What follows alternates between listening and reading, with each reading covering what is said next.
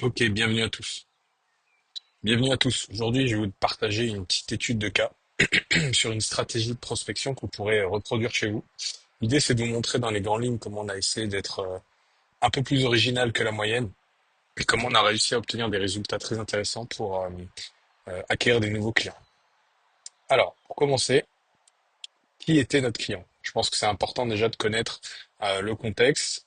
Tout simplement, c'était une agence de marketing et de création de contenu spécialisée dans le B2B. Donc leur cible, c'était littéralement des entreprises qui ont des besoins événementiels, des besoins de tournage vidéo pour leur propre communication, ou à des fins plutôt marketing et à des fins de branding. Par conséquent, qu'est-ce qu'on a décidé de faire? Le but de toute stratégie de prospection, c'est d'avoir un angle.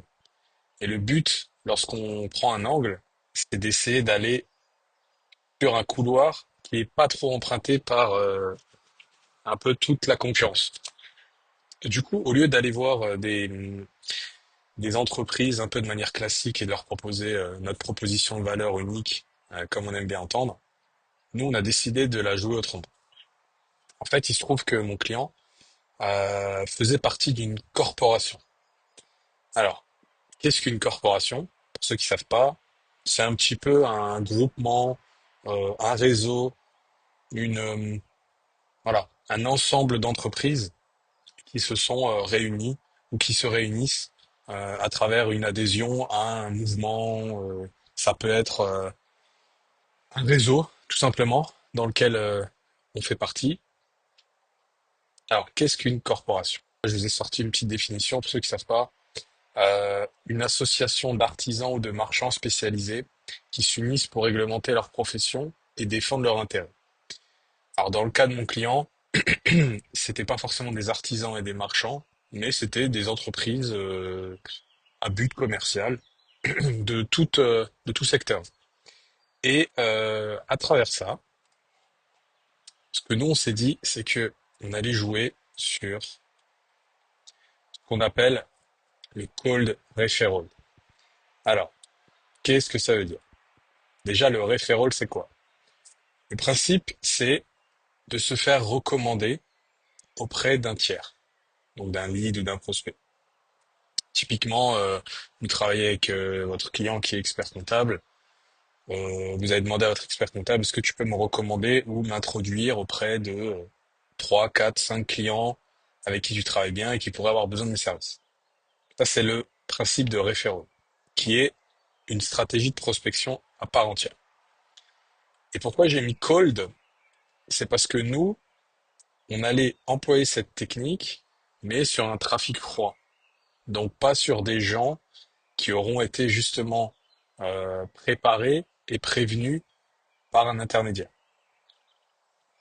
Vous allez mieux comprendre. Tout simplement. Comment on a fait?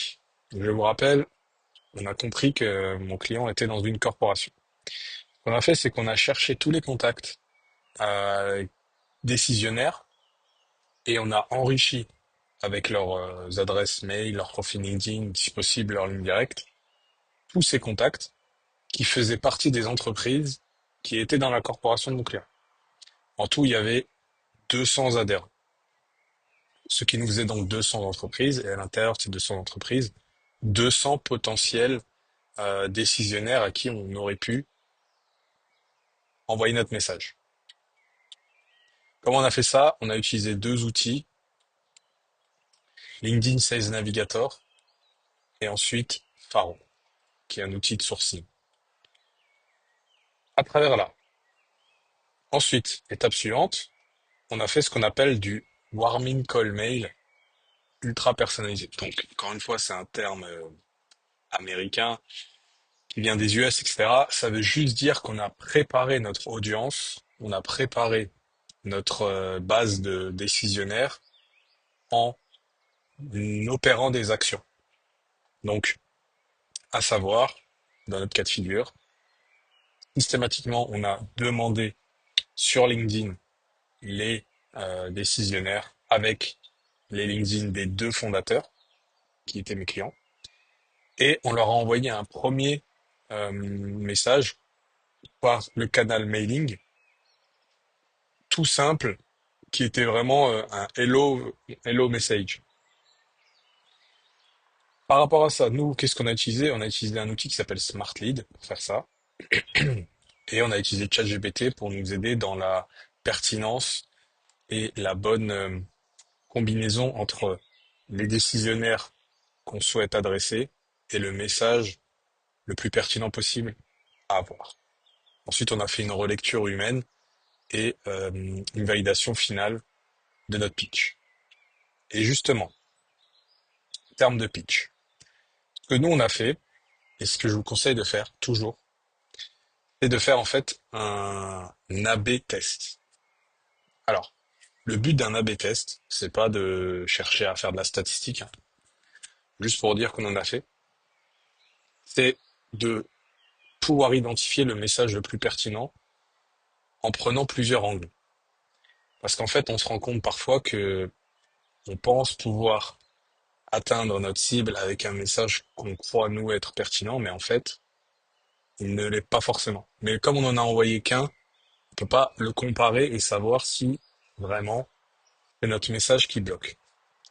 Et donc, par conséquent, quand on fait au moins un A/B test avec trois types, trois variations de messages, d'avoir un pitch qui se dégage. Dans notre cas de figure, il se trouve que notre premier A/B test, notre première variante, elle avait 33% de réponses, comparé à la variante 2 qui avait 14% de réponses et à la variante 3 qui avait 8%. Ça, c'est une donnée intéressante. Ça veut dire que sur l'ensemble de notre base de données, on va pouvoir valider et mettre à l'échelle l'envoi de ce message-là. Et donc là, j'explique comme ce que je viens de vous dire, donc vraiment un A/B testing et varier votre proposition de valeur. Vous pouvez varier plein de choses dans le message. Vous pouvez varier l'intro, ce qu'on appelle le hook, c'est-à-dire la première phrase. Vous pouvez varier la fin de votre message, ce qu'on appelle en général l'appel à l'action, ou le CTA, Call to Action. Ou vous pouvez varier le cœur du message, donc la proposition de valeur. Par conséquent, une fois que nous, on a décelé qu'on avait un pitch gagnant, on a fait une campagne de call calling sur les personas, donc sur les décisionnaires de notre échantillon. Donc pour vous donner un petit ordre d'idée des résultats de la campagne, on a pendant 3 semaines en fait fait la préparation. Donc la préparation, c'est la création de l'infrastructure, euh, je dirais technologique. Donc toutes les adresses mail à créer, à préchauffer, les bases de données à créer, à nettoyer, à identifier et à valider, la création des templates de messages, des différentes variantes, du playbook commercial pour la future session d'appel avec déjà l'anticipation des potentielles objections, euh, l'achat des éventuels logiciels dont on avait besoin, logiciels de sourcing, de justement d'appel téléphonique, etc. Ça a été notre temps de préparatif environ 3 semaines. On a ensuite adressé 4 semaines de campagne. On a visé 200 leads et on a eu 11% de succès en rendez-vous. Donc, chacun a ce qu'on appelle ses statistiques. Chacun utilise les ratios qu'il veut. Il y en a qui utilisent le nombre de leads qui ont répondu. Il y en a qui utilisent le nombre de leads qui ont ouvert un mail. Moi, pour moi, la seule et unique valeur qui est intéressante, c'est le nombre de leads qui ont accepté un rendez-vous. Donc là, sur notre échantillon, on avait 11%, ce qui est vraiment excellent et très très intéressant. Parce que je rappelle, c'était une campagne sur une audience froide, malgré tout. Mais grâce au referral, ce qu'on a vu au début, on est allé voir une corporation, on a mis un message pertinent par rapport au fait qu'on était dans la même corporation que nos prospects, et donc on a obtenu aussi un taux de réponse intéressant, et ces taux de réponse ont amené à un nombre de rendez-vous grâce à nos appels ensuite call calling via un business developer à un nombre important de rendez-vous. Donc concrètement, qu'est-ce que ça a donné? Donc les 11% de rendez-vous, ça a donné 22 meetings obtenus. Et sur ces 22 meetings, le client a réussi à signer 47 000 euros de chiffre d'affaires. Donc ça, c'est juste un exemple parmi plusieurs que vous pouvez, avec un très petit nombre de leads, obtenir un nombre de rendez-vous intéressant et surtout dégager un chiffre d'affaires qui va vous faire un retour sur investissement énorme par rapport à que le client a investi dans son partenariat avec nous. Il a un ROI plusieurs multiples de ce qu'il avait investi à la base. Sachant que sur ces 47 000 euros, il y a encore ce qu'on appelle des affaires dans le pipe, donc il y a encore des entreprises qui doivent lui donner des réponses. Mais voilà, à date, acté et signé, c'est déjà presque 50 000 euros. Voilà un petit peu la séquence et je vous conseille, si vous connaissiez pas la stratégie du call referral, de pourquoi pas mettre ça en place chez vous.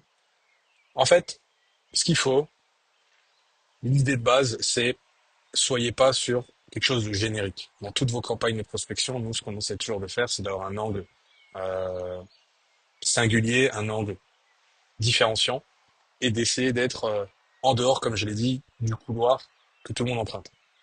Et donc, trouver un point d'attache comme une corporation en commun avec vos potentiels prospects. Il y a aussi une autre technique qui est connue, c'est celle d'avoir un, je vous la présenterai dans une autre vidéo, mais c'est celle d'avoir un point commun avec l'école, donc l'alumni de votre prospect. Ça fonctionne aussi très bien parce qu'on a un point de contact et une similitude qui va au-delà de la simple proposition de valeur ou de la simple prospection. Bon, allez, j'espère que ça va vous aider et suivez ma chaîne. J'essaierai de vous partager un maximum de stratégies de prospection et de techniques à employer dans votre quotidien.